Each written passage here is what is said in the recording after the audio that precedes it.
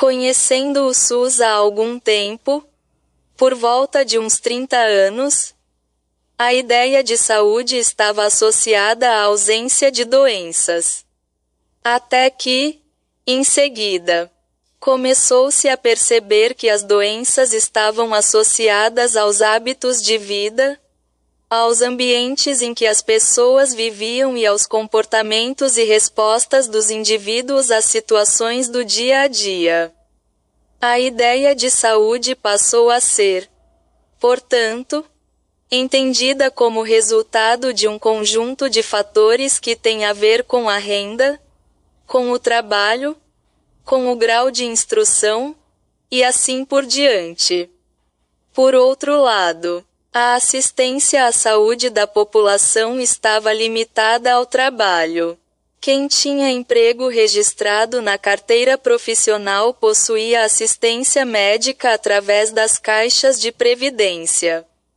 Ou então podia pagar médicos particulares e, em casos de internação, também pagava pelo serviço.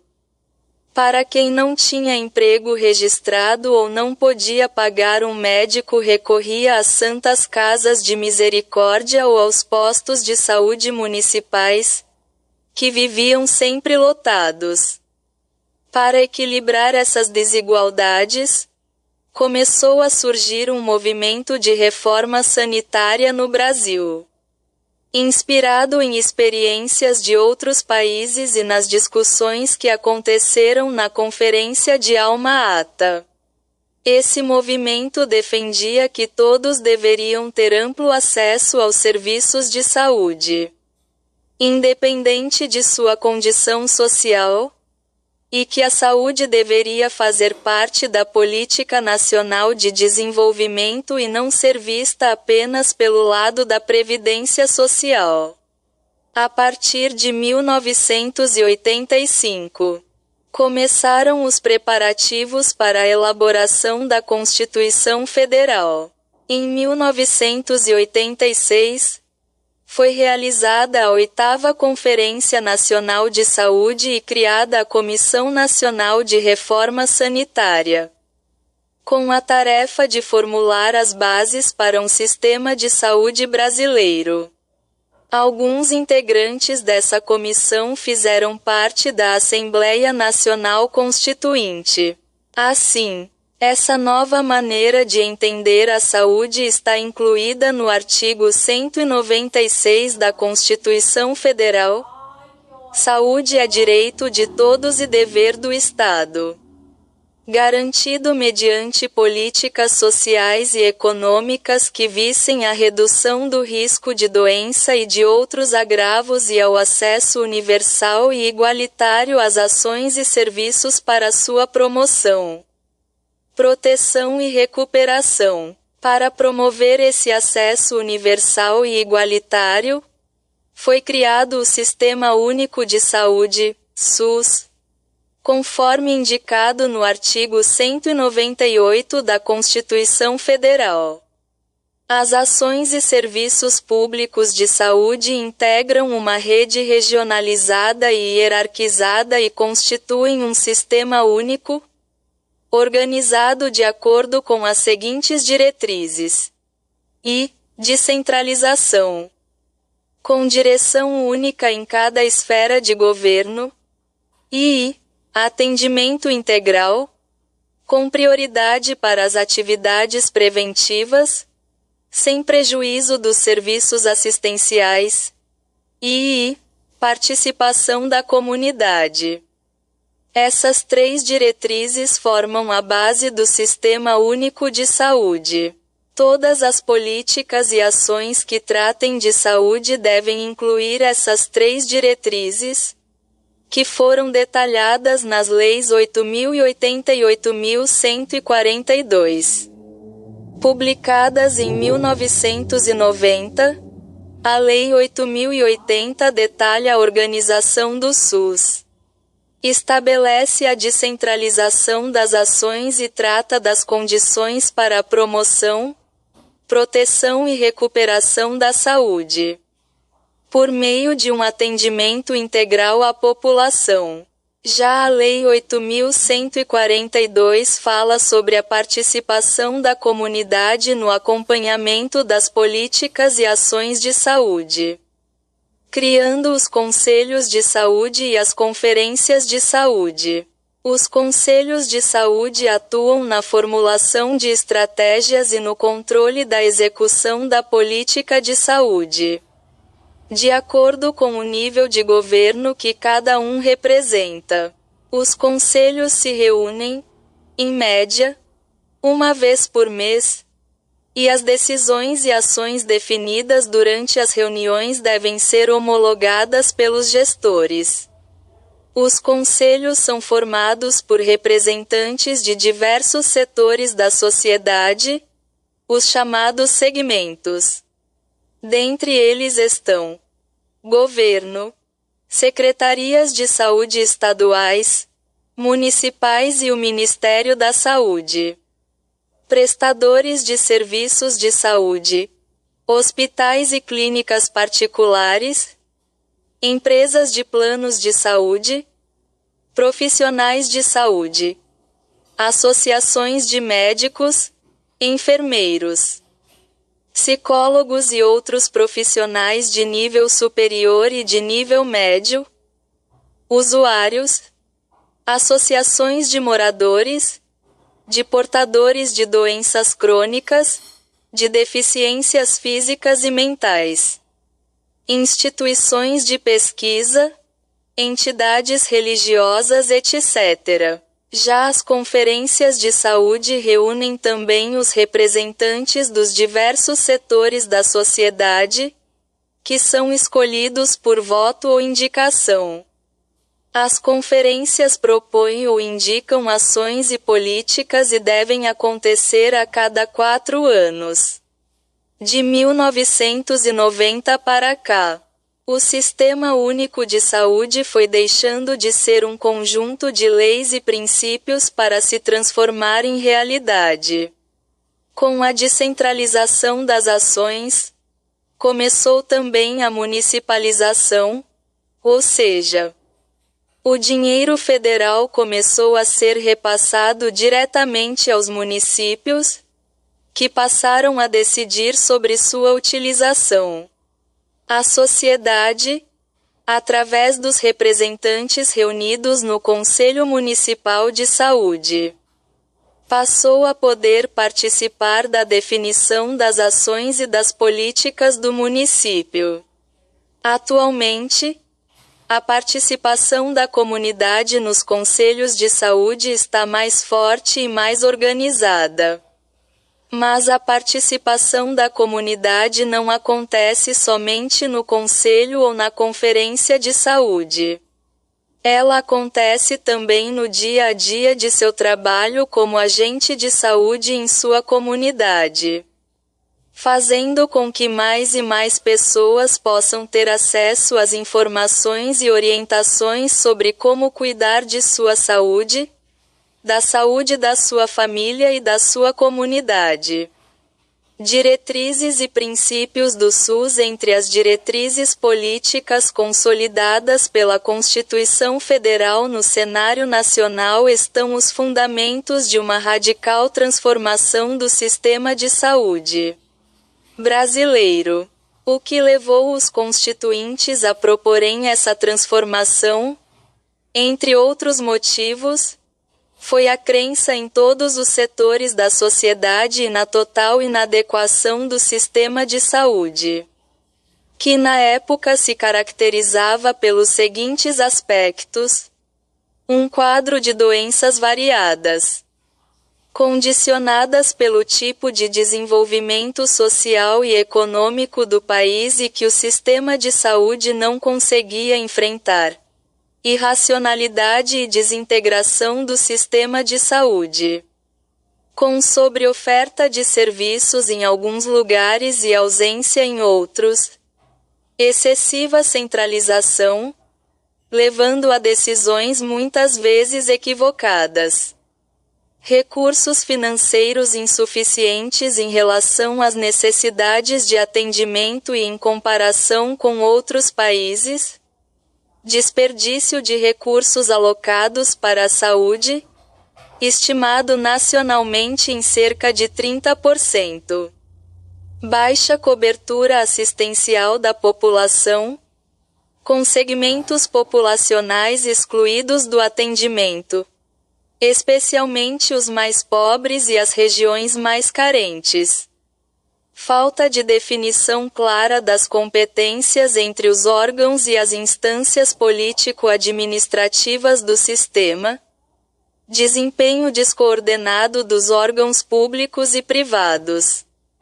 Insatisfação dos profissionais da área da saúde, principalmente devido a baixos salários e falta de política de recursos humanos, justa e coerente. Baixa qualidade dos serviços oferecidos em termos de equipamentos e serviços profissionais. Ausência de critérios e de transparência dos gastos públicos. Falta de participação da população na formulação e na gestão das políticas de saúde. Falta de mecanismos de acompanhamento, controle e avaliação dos serviços. Imensa insatisfação e preocupação da população com o atendimento à sua saúde. Segundo o artigo 4º da Lei Federal 8.080, o SUS é o conjunto de ações e serviços de saúde prestados por órgãos e instituições públicas federais, estaduais e municipais, da administração direta e indireta e das fundações mantidas pelo poder público, e complementarmente pela iniciativa privada. O SUS é uma nova formulação política e organizacional para o reordenamento dos serviços e ações de saúde, estabelecido pela Constituição de 1988 e posteriormente definido pelas leis complementares. O SUS não é o sucessor do SUDES ou do INAMPS, é, sim, um novo sistema de saúde que está em construção.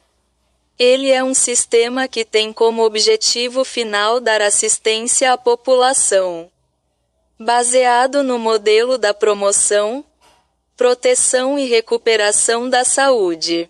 Para isso, o SUS se utiliza de meios, processos, estruturas e métodos, de forma a torná-lo efetivo em nosso país.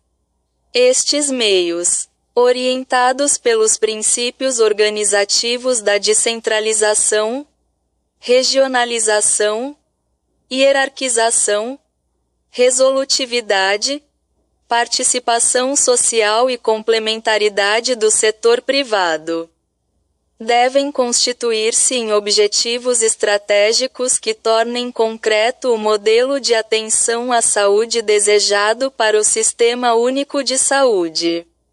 Sistema único porque ele segue a mesma doutrina e os mesmos princípios organizativos em todo o território nacional, sob a responsabilidade das 3 esferas autônomas de governo: federal, estadual e municipal. Assim, o SUS não é um serviço ou uma instituição, mas um sistema que significa um conjunto de unidades, de serviços e ações que interagem para um fim comum.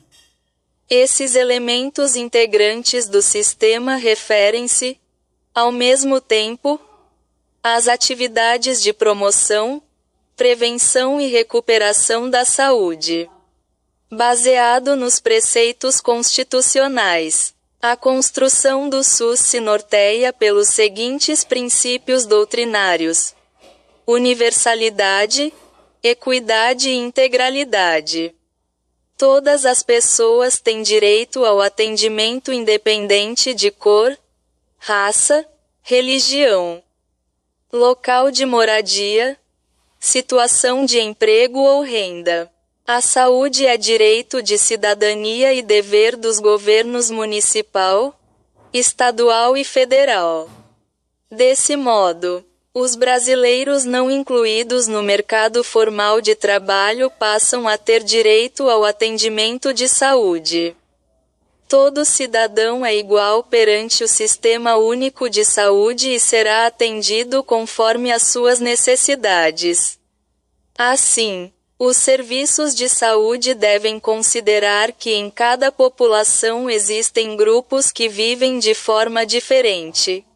Ou seja, cada grupo, classe social ou região tem seus problemas específicos.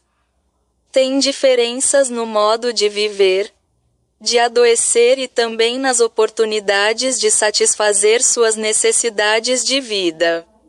Dessa forma, é possível oferecer mais a quem mais precisa, diminuindo as desigualdades existentes, e é por isso que o SUS deve tratar desigualmente os desiguais.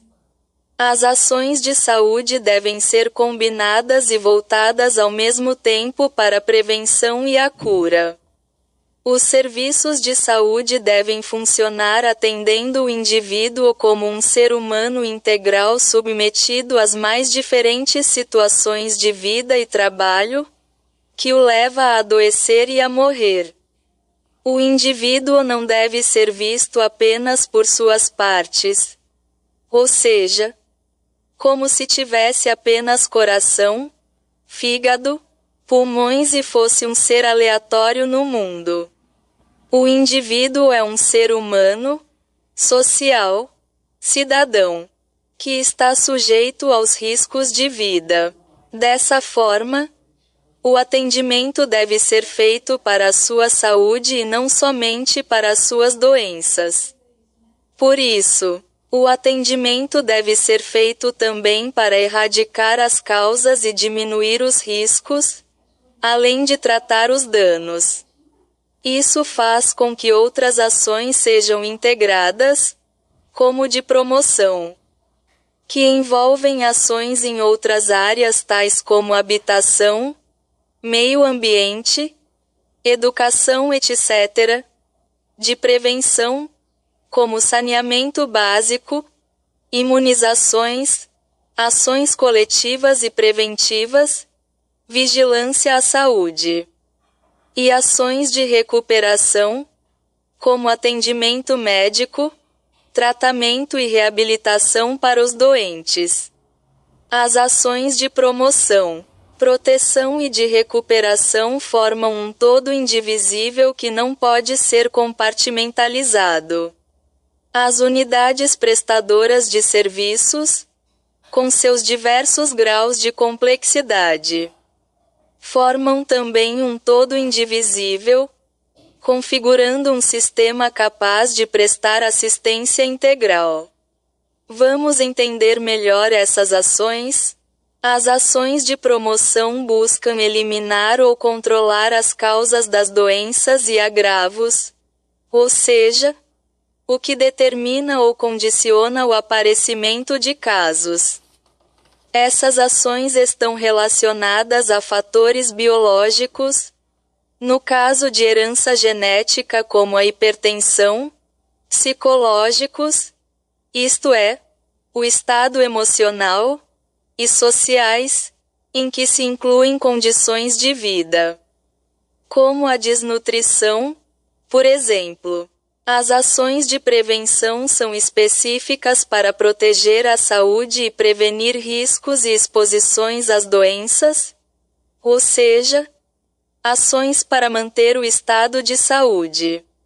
Como exemplo, podemos citar as ações de tratamento da água para evitar a cólera e outras doenças, pré-natal para evitar as complicações da gravidez, parto e do puerpério, imunizações, campanhas para a prevenção de doenças transmitidas pelo sexo, DST e AIDS, prevenção da cárie dental através da escovação, prevenção de doenças contraídas no trabalho através do uso de equipamentos de prevenção, exames preventivos de câncer de mama, de próstata, de pulmão, controle da qualidade do sangue, etc.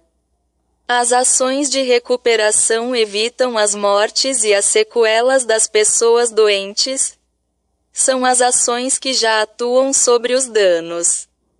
Por exemplo, atendimento médico ambulatorial básico e especializado, atendimento às urgências e emergências, atendimento odontológico, exames diagnósticos e internações hospitalares.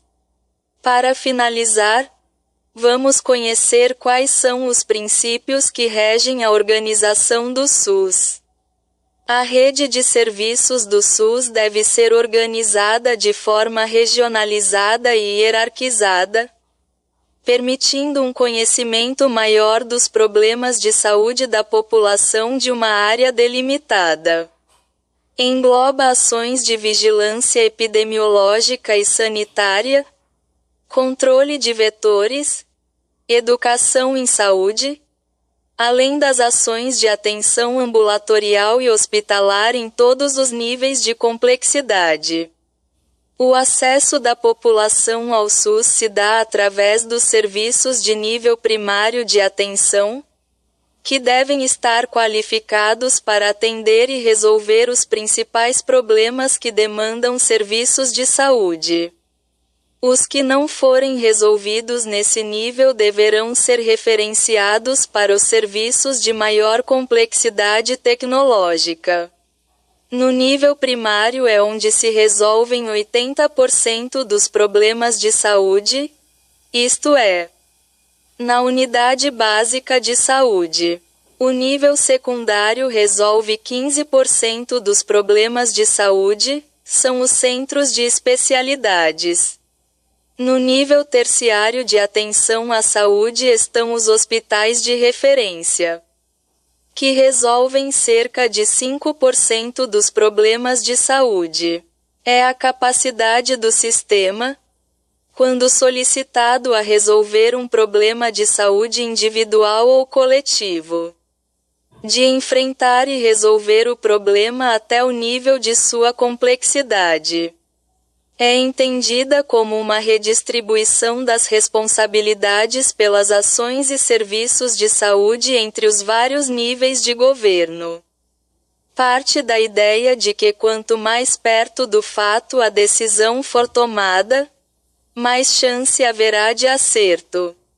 Isto implica numa profunda redefinição das atribuições dos vários níveis de governo, com um nítido reforço do poder municipal sobre a saúde.